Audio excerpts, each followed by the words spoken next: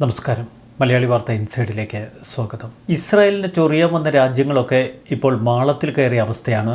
തുർക്കിയുടെ ഏകാധിപതി ഉർദുഗാന്റെയും വിധി അതുതന്നെയാണോ? രാത്രിയെന്നോ പകലെന്നോ നോക്കാതെ ഇപ്പോൾ തുർക്കി തലസ്ഥാനത്തേക്ക് പ്രതിഷേധക്കാർ കടലുപോലെ ഒഴുകിയെത്തുന്നു. ഇത് ജനങ്ങളുടെ പോരാട്ടമാണ്. ഞങ്ങൾ കീഴടങ്ങില്ല, ഒന്നിച്ചു പോരാടും. ഇതാണ് തുർക്കി ജനതയുടെ മുദ്രാവാക്യം. പതിനായിരക്കണക്കിന് പ്രതിഷേധക്കാർക്ക് മുന്നിൽ തുർക്കിയുടെ സൈന്യം പോലും നിസ്സംഗമായി നിൽക്കുന്നു. ഉർദുഗാൻ ഭയപ്പെടുന്ന ഒരു നായകൻ തുർക്കിയിൽ വളർന്നു വന്നിരിക്കുന്നു.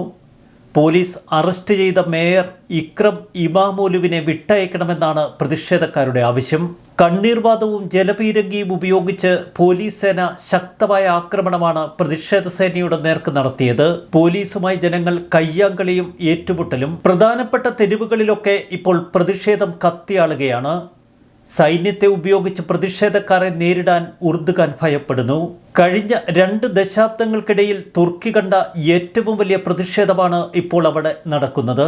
തുർക്കി പ്രസിഡന്റ് രജത് തയ്യിപ്പ് ഉർദുഗാന്റെ എതിരാളിയും ഇസ്താംബുൾ മേയറുമായ ഇക്രം ഇമാമോലുവിനെ അറസ്റ്റ് ചെയ്തതാണ് പ്രതിഷേധക്കാരെ ഇത്രയേറെ പ്രകോപിപ്പിച്ചത്. 3 വർഷങ്ങൾക്ക് ശേഷം 2028 പ്രസിഡന്റ് തെരഞ്ഞെടുപ്പിൽ പ്രതിപക്ഷമായ റിപ്പബ്ലിക്കൻ പാർട്ടി സ്ഥാനാർത്ഥിയാണ് ഇമാമോലു.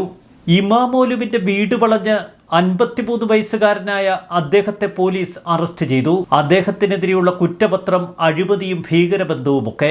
എന്നാൽ ജനങ്ങൾ അംഗീകരിച്ചു കൊടുക്കുന്നില്ല. ഉർദുഗാന് ഇമാമോലുവിനെ ഭയമാണ്. ഇമാമോലുവിനെതിരെ ഭീകരവാദ കുറ്റം ചുമത്താനാകില്ല എന്ന് കോടതി വിധിച്ചതോടെ ഉർദുഗാൻ വീണ്ടും ക്ഷീണിതനായി. എന്നാൽ അദ്ദേഹത്തിനെതിരെയുള്ള അഴിമതി ആരോപണങ്ങൾ അന്വേഷിക്കാൻ കോടതി ഉത്തരവ് വന്നതോടെ ഉർദുഗാന് ഒരു പിടിവള്ളി കിട്ടി. എന്നാൽ തലകുനിക്കില്ല എന്ന് ഇമാമോലു എക്സിൽ കുറിച്ചതോടെ ഉർദുഗാൻ വീണ്ടും വിരണ്ടു. ഉർദുഗാൻ എന്ന ഏകാധിപതിക്കൊത്ത ഒരു പ്രതിയോഗിയാണ് ഇപ്പോൾ ഇമാമോലുവിലൂടെ തുർക്കി ജനങ്ങൾ കാണുന്നത്. കുർദിസ്ഥാൻ വർക്കേഴ്സ് പാർട്ടിയുമായി ഇമാമോലുവിന് ബന്ധമുണ്ട് എന്ന പേരിലാണ് അദ്ദേഹത്തിനെതിരെ ഭീകരകുറ്റം ഇപ്പോൾ ചുമത്താൻ ശ്രമിക്കുന്നത് ഉർദുഗാൻ. അറസ്റ്റിന് പിന്നാലെ രാജ്യത്ത് പ്രതിഷേധ പ്രകടനങ്ങൾ നിരോധിച്ചിരുന്നു സർക്കാർ. എന്നാൽ ഒന്നും വകവയ്ക്കാതെയാണ് ഇപ്പോൾ ജനങ്ങൾ തെരുവുകളിലേക്ക് ഇറങ്ങിയിരിക്കുന്നത്. പ്രതിഷേധം അടിച്ചമർത്താൻ വേണ്ടി ഉർദുഗാൻ സർക്കാർ ഇപ്പോൾ മനുഷ്യത്വരഹിതമായ പ്രവർത്തനങ്ങളാണ് ചെയ്യുന്നത്. എന്നാൽ ഓരോ ദിവസവും പ്രക്ഷോഭങ്ങൾ കനക്കുന്നു. പ്രതിഷേധം അടിച്ചമർത്തുന്ന പോലീസിന്റെ ദൃശ്യങ്ങൾക്കൊപ്പം പുറത്തുവരുന്നത് പ്രതിഷേധക്കാർ കത്തിയാളുന്ന രംഗങ്ങൾ. തന്റെ മുഖ്യ രാഷ്ട്രീയ എതിരാളിയായ ഇമാമോലു തെരഞ്ഞെടുപ്പിൽ മത്സരിക്കാതിരിക്കാൻ ഉർദുഗാൻ നടത്തുന്ന രാഷ്ട്രീയ നീക്കങ്ങളാണ് ഇപ്പോൾ ഇത്തരം പ്രക്ഷോഭങ്ങൾക്ക് ആധാരം. പ്രതിഷേധങ്ങൾ റിപ്പോർട്ട് ചെയ്തതിന്റെ പേരിൽ ഒരു BBC റിപ്പോർട്ടറെ ഇക്കഴിഞ്ഞ ദിവസം തുർക്കിയിൽ നിന്ന് അറസ്റ്റ് ചെയ്ത് രാജ്യത്ത് നിന്ന് കടത്തുകയുണ്ടായി. തുർക്കിയിൽ വർഷങ്ങളായി രാജ്യം കണ്ട ഏറ്റവും വലിയ സർക്കാർ വിരുദ്ധ പ്രക്ഷോഭങ്ങളാണ് ഇപ്പോൾ നടക്കുന്നതെന്ന് BBC റിപ്പോർട്ടർ നേരത്തെ റിപ്പോർട്ട് ചെയ്തിരുന്നു. ഒരു പ്രസ്താവനയിലൂടെയാണ് തങ്ങളുടെ റിപ്പോർട്ടറെ നാടുകടത്തി എന്ന് BBC ലോകത്തോട് പറഞ്ഞത്. തുർക്കി അധികൃതർ BBC ന്യൂസ് ലേഖകൻ മാർക്ക് ലോവനെ ഇസ്താംബൂളിൽ നിന്ന് നാടുകടത്തി. തലേ ദിവസം അദ്ദേഹത്തെ ഹോട്ടലിൽ നിന്ന് കൊണ്ടുപോയി 17 മണിക്കൂർ തടങ്കലിൽ വെച്ചു. സമീപകാല പ്രതിഷേധങ്ങളെക്കുറിച്ച് റിപ്പോർട്ട് ചെയ്യാൻ മാർക്ക് ലോവൻ തുർക്കിയിലുണ്ടായിരുന്നു.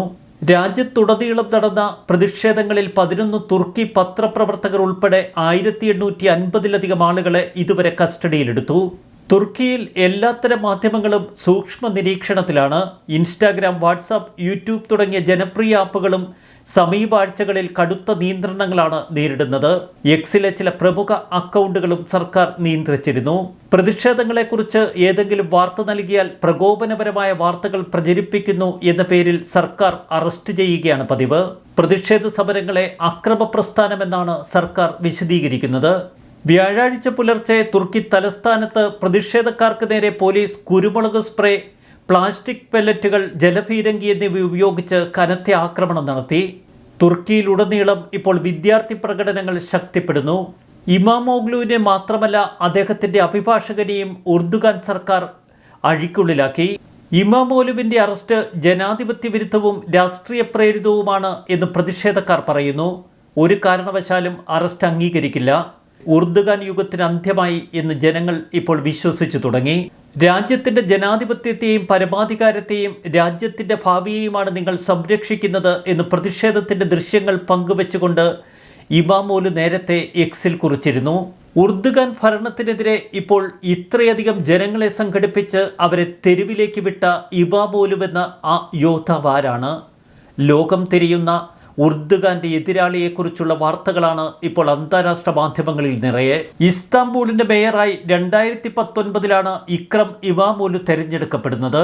ഏകദേശം 16 ദശലക്ഷം ജനങ്ങൾ വസിക്കുന്ന തുർക്കിയിലെ ഏറ്റവും വലിയ നഗരം. 53 വയസ്സുകാരന് ഇമാമോലു ഉർദുഗാന്റെ 1-ാം നമ്പർ ശത്രുവായി മാറിയതും ഈ വിജയത്തോടെ.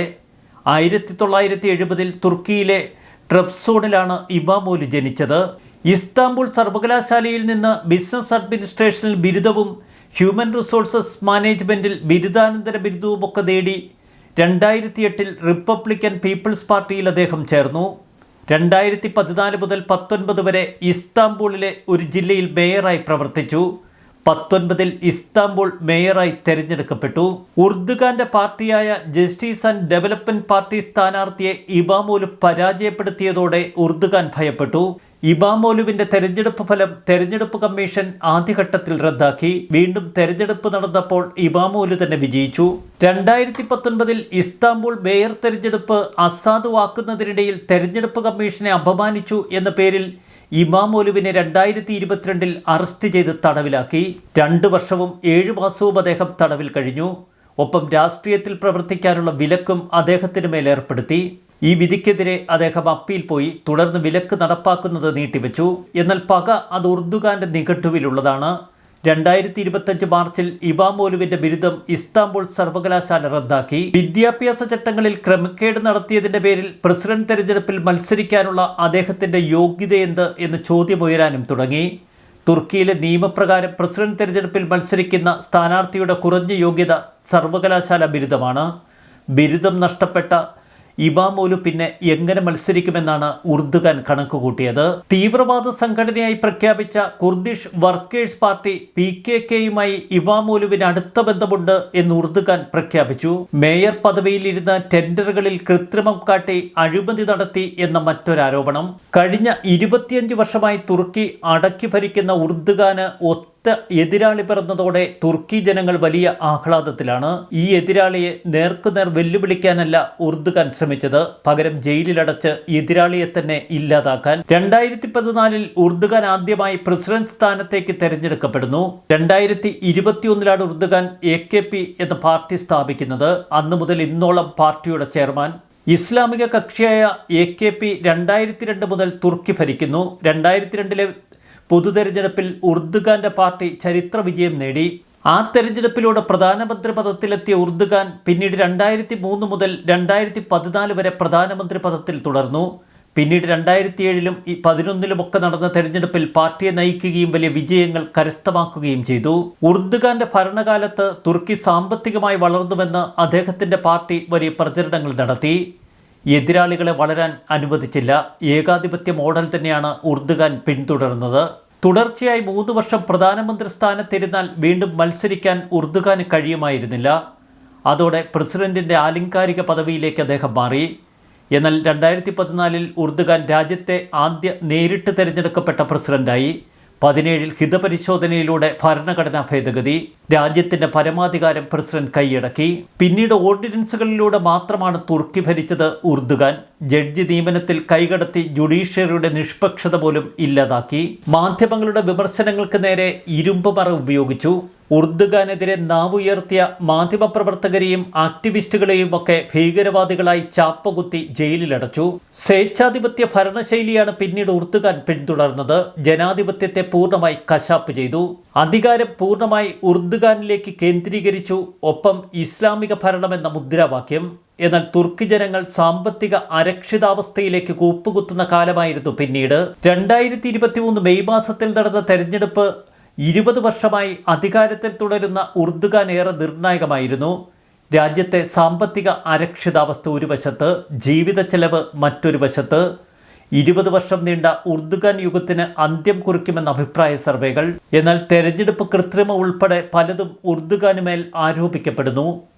പ്രതിപക്ഷ പാർട്ടികളുടെ സ്വപ്നം പൂവണിഞ്ഞില്ല. ഉർദുഗാൻ തന്നെ പിന്നെയും പ്രസിഡന്റ് പദത്തിൽ. ഇപ്പോൾ പാർലമെന്റിൽ ഇമാമോലുവിന്റെ CHP പാർട്ടിക്ക് 134 സീറ്റുകൾ. ഉർദുഗാന്റെ പാർട്ടിക്കാവട്ടെ 272 സീറ്റുകൾ. 2024 മാർച്ചിൽ നടന്ന തദ്ദേശ ഭരണ തെരഞ്ഞെടുപ്പിൽ ഇമാമോലു തന്നെയാണ് വിജയിച്ചു കയറിയത് തൻ്റെ പാർട്ടിയുമായി. തുർക്കിയിലെ ഏറ്റവും കരുത്തനായ നേതാവായി ഇമാമോലു വളർന്നതോടെ ഉർദുഗാൻ ഭയപ്പെട്ടു. ഒടുവിൽ മാർച്ച് 19 ഇമാമോലുവിനെ അറസ്റ്റ് ചെയ്തു. ദിവസങ്ങൾക്കപ്പുറം മാർച്ച് 24 റിപ്പബ്ലിക്കൻ പീപ്പിൾസ് പാർട്ടിയുടെ ഔദ്യോഗിക പ്രസിഡന്റ് സ്ഥാനാർത്ഥിയായി ഇമാമോലുവിനെ പാർട്ടി പ്രഖ്യാപിച്ചു. 2028 മാത്രമാണ് ഇനി അടുത്ത തെരഞ്ഞെടുപ്പ്. അതിനു മുൻപ് ഇമാമോലുവിനെ ഇല്ലാതാക്കാനുള്ള കുടിലതന്ത്രങ്ങളാണ് ഉർദുഗാൻ പയറ്റുന്നത്. തുർക്കിയിൽ നടക്കുന്നത് തെരുവ് ഭീകരതയെന്ന് ഉർദുഗാൻ വിശേഷിപ്പിക്കുന്നു. ഒരു പരിധി കഴിഞ്ഞാൽ സൈന്യത്തെ ഇറക്കും എന്ന ഭീഷണി. ആഗോളതലത്തിലും നിർണായക സ്വാധീന ശക്തിയാണ് തുർക്കി. ഒരു വശത്ത് നാറ്റോ അംഗരാജ്യം, മറുവശത്ത് റഷ്യയുടെ ചങ്ങാതി. ഇടക്കാലത്ത് റഷ്യയുമായി ചില ഉരസലുകളുണ്ടായി. എങ്കിലും ഇസ്രായേലിൻ്റെ എതിരാളിയായി പലപ്പോഴും അറബ് ലോകത്ത് അഭിനയിക്കുകയാണ് ഉർദുഗാൻ. റഷ്യ യുക്രൈൻ യുദ്ധത്തിൽ പുതിനൊപ്പമാണ് മനസ്സെങ്കിലും യുക്രൈന് തൻ്റെ ആയുധങ്ങൾ വിറ്റ് പണമുണ്ടാക്കാനുള്ള ശ്രമം. ഉർദുഗാൻ്റെ സ്വേച്ഛാധിപത്യ ഭരണം അവസാനിപ്പിക്കാനുള്ള ഈ പ്രക്ഷോഭങ്ങളും പ്രകടനങ്ങളുമൊക്കെ തുർക്കിയുടെ തന്നെ ജാതകം മാറ്റിയെഴുതും. ഇമാമോലു ഉർദുഗാനെ വീഴ്ത്തുമെന്ന് തന്നെയാണ് അന്തർദേശീയ മാധ്യമങ്ങൾ വിലയിരുത്തുന്നത്. കാത്തിരുന്ന് കാണാം. ന്യൂസ് ഡെസ്ക് മലയാളി വാർത്ത ഇൻസൈഡ്.